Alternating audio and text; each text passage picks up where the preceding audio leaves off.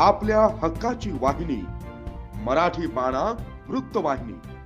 मुख्य संपादक सुनील रामचंद्र भरणे। दरवर्षाप्रमाणे याही वर्षी प्रति जेजुरी समजल्या जाणाऱ्या शेलवली खंडोबाचे येथे यात्रेचे आयोजन करण्यात आले।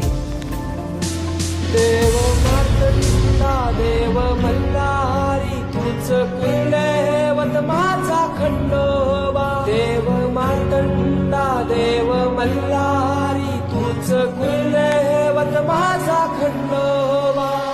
सोन्याची तुझी जेजुरी देवा मल्हारी तू राजा।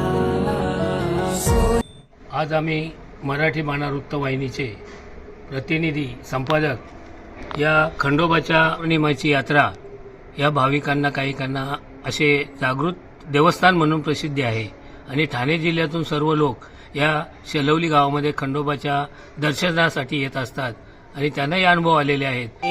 आजपर्यंत बऱ्याच भाविकांना सुद्धा त्याचा अनुभव आलेला आहे आणि तेच भाविक दरवर्षी माघ पौर्णिमेच्या या खंडोबाच्या यात्रेसाठी हिरिरीने पुढे येतात आणि ह्या गावामध्ये सर्व भाविकांची गर्दीच गर्दी असते आणि त्यासाठी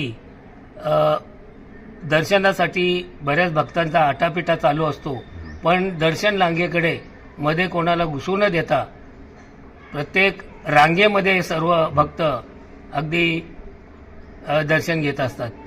तर तुम्हाला काही अनुभव याच्यातून आले का? दर्शन घेतात, कुठली तकलीफ होत नाही आणि परतीच्या कामावर हे ते तीर्थक्षेत्र विकास ओपन झालेले आहे, आता पर्यटन करायला पाहिजे ते, बरोबर आहे।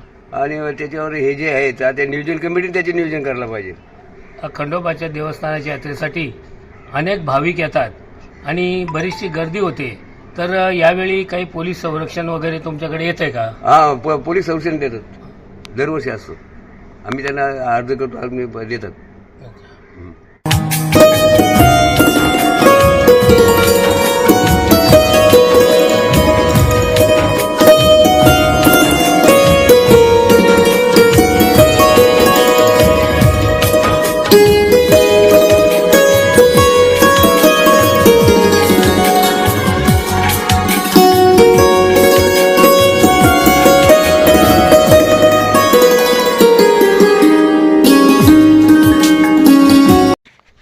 ठाणे जिल्ह्यातील कानाकोपऱ्यातून आलेल्या भाविकांनी येथे दर्शनाचा लाभ घेतला।